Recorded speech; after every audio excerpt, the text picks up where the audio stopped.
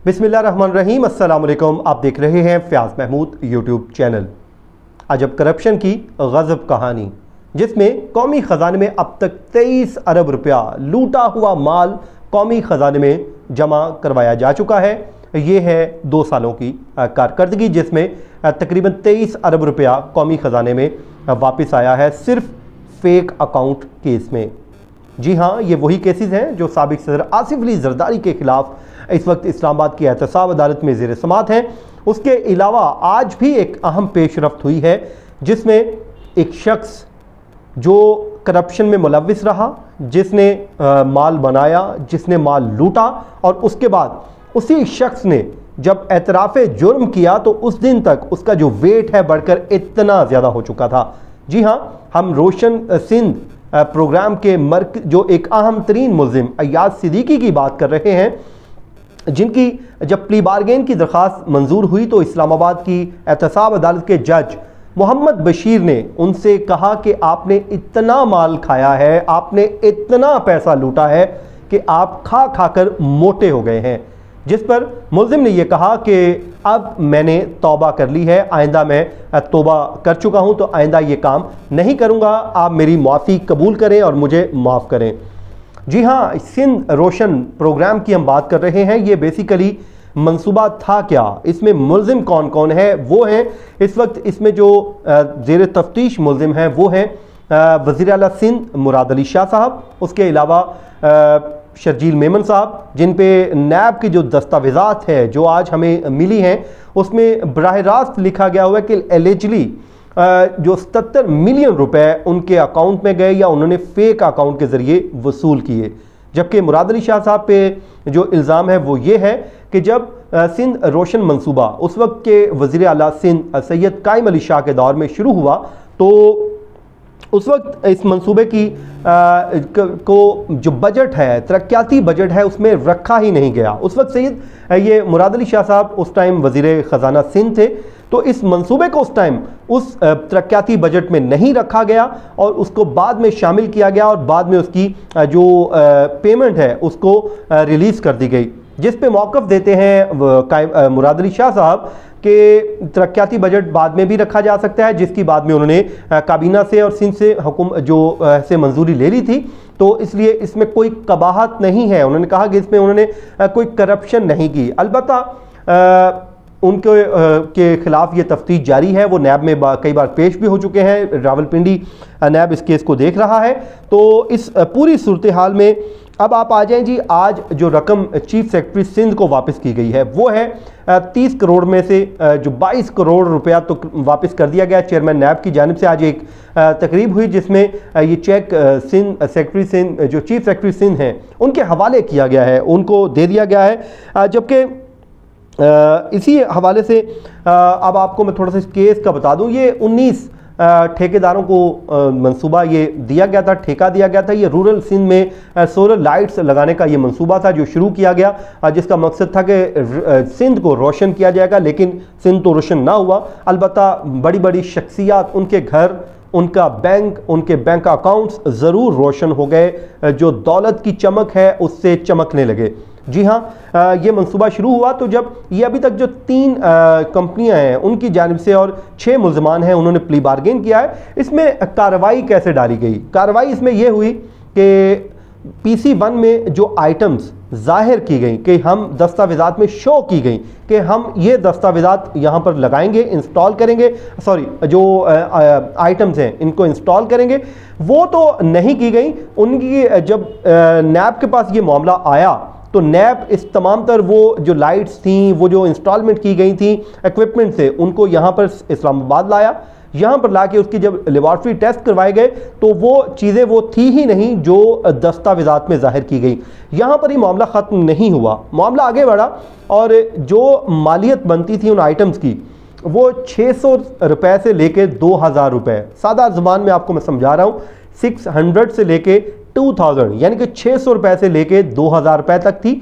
लेकिन दस्तावेज़ात में उसको जो जाहिर किया गया, आप अभी अपने कानों को हाथ लगाएंगे, जिस तरह इमरान खान साहब ने यूं किया था, मैं आपको यूं अपने कानों को हाथ लगा के कहता हूं कि उसकी जो कीमत रखी गई वो थी 10,000 रुपये से 60,000 रुपए, जिस पे मिलियन ऑफ रुपीस यानी कि लाखों रुपया जो मुनाफा कंपनीज को दे दिया गया। और उसके बाद वो जो पैसा है वो फेक अकाउंट्स के ज़रिए मुख्तलिफ जो अफसरान हैं उनको भेज दिया गया, या शर्जील मेमन जो उस वक्त वज़ीर बल्दियात थे उनके अकाउंट्स में चला गया। ये उन पर एक इल्ज़ाम है कि उनके ऊपर वो तमाम तर पैसा उधर चला गया।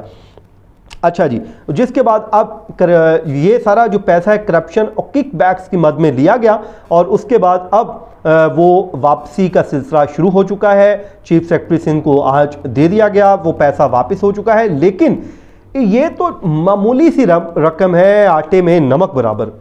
अब आप आ जाए फेक अकाउंट केस में। मजमूई तौर पर बिलावास्ता या बिलवास्ता तौर पर जो रकम वापस की जा चुकी है सिंध हुकूमत के कौमी जो ख़जाना है उसमें जो वापस गई है वो तकरीबन 23 अरब रुपए की रकम बनती है जी। वो 23 अरब रुपया इस टाइम तक वापस हो चुका है।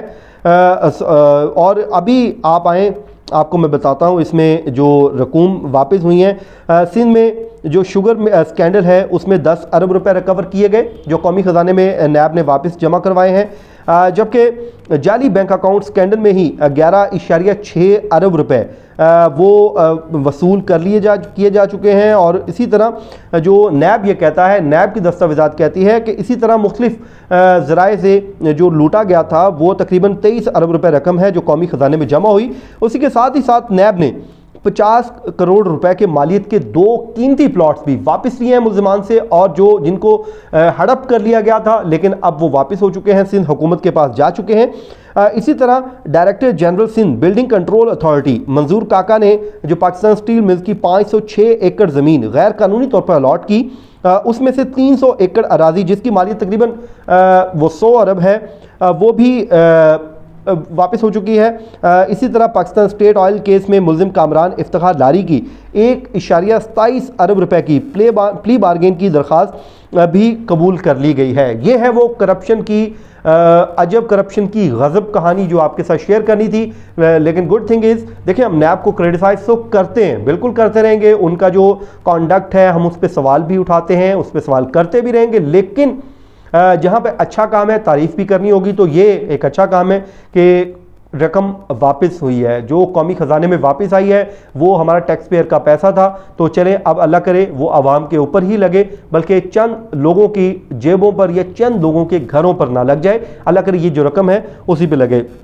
उसके अलावा जी जज अरशद मलिक स्कैंडल में भी एक नया मोड़ आया है, और उसी में ही मुल्ज़िम फैसल शाहीन है, उन्होंने आज एक नया इंकशाफ किया है। वो कहते हैं कि उन्हें बताया गया था कि जज अरशद मलिक के साथ एक मीटिंग है जो बिज़नेस मीटिंग है, और उस मीटिंग की हमने वीडियो बनवानी है, और वहाँ पर मुझे धोखे से ले जाया गया और मुझसे वीडियो बनवाई गई। उन्होंने FIA के कॉन्डक्ट पर सवाल उठाया है, उन्होंने उसकी जानबदारी पर, पार्शियली पर सवाल उठाया। उनका कहना है कि उन्होंने जब वो बात की जो मैं उस FIR में मुल्ज़िम ही नहीं था, जबकि मरीम नवाज़ साहिबा, शहबाज शरीफ साहब ये पहले दिन से ही एक्यूज़ हैं, लेकिन ना तो उनको गिरफ़्तार किया गया, ना ही उनकी जो है उनकी गिरफ़्तारी हुई, और ना ही उनसे कोई इन्वेस्टिगेट किया गया। मुझे बाद में शामिल तफ्तीश करके मुझे FIR में शामिल कर लिया गया, और मेरे जो साथी शरीक मुल्ज़िमान थे वो तमाम के तमाम बेल पर हैं। इस तरह मियाँ तारिक समेत सब बेल ले चुके हैं, लेकिन मैं अभी भी जेल में हूं, तो मेरी दरख्वास्त ज़मानत को मंजूर किया जाए और मुझे ज़मानत पर रिहा किया जाए। ये था जी उनकी भी दरख्वास्त, और जिसमें उन्होंने ये इस्तदा की है कि उनको फौरी तौर पर रिहा करने के अहकामात जारी किए जाएँ, और ये इस्लामाबाद हाई कोर्ट में दरख्वास्त दायर की गई है। चीफ आप देखें ये कब दायर तो हो चुकी है, अब देखना ये होगा कि कब फिक्स होती है, कब समात होती है। ये अरशद मलिक जो वीडियो स्कैंडल है, आपको इल्म में ही होगा कि मरीम नवाज़ साहिबा ने एक प्रेस कॉन्फ्रेंस की थी जिसमें उन्होंने कुछ वीडियोस वो पब्लिक की थी, जिसमें नासिर भट्ट साहब जो मुस्लिम लीग नून के इंतहाई करीब हैं, जब वो कोर्ट रूम में भी आया करते थे तो वो मियां नवाज शरीफ के बहुत क्लोज थे, उनके बड़े क्लोज समझे जाते थे, बल्कि हर हेयरिंग पे हम देखते थे वो उनके साथ ही होते थे, मौजूद होते थे। तो वो इस वीडियो का मरकज़ी किरदार है, लेकिन वो इस वक्त लंदन में मौजूद हैं और वो अक्सर मियां नवाज शरीफ साहब के साथ ही वहाँ पर भी नज़र आते हैं। तो उसके बाद ये जब स्कैंडल आया तो इसमें मुख्तलिफ गिरफ्तारियाँ हुई, फिर ये मामला कभी ATC में गया, कभी इंसदाद इलेक्ट्रॉनिक क्राइम कोर्ट में गया। तो इसमें यह केस अभी तक ज़ेर समात है। इसका ट्रायल चल रहा है, ट्रायल तो न जाने कब मुकम्मल होगा, लेकिन जो मुल्ज़मान हैं उनकी ज़मानतें हो चुकी हैं और जो नासिर जंजुआ वगैरह शामिल थे उनको पहले FIR में शामिल किया गया, बाद में उनके नाम अखराज कर दिए गए, FIR से निकाल दिए गए।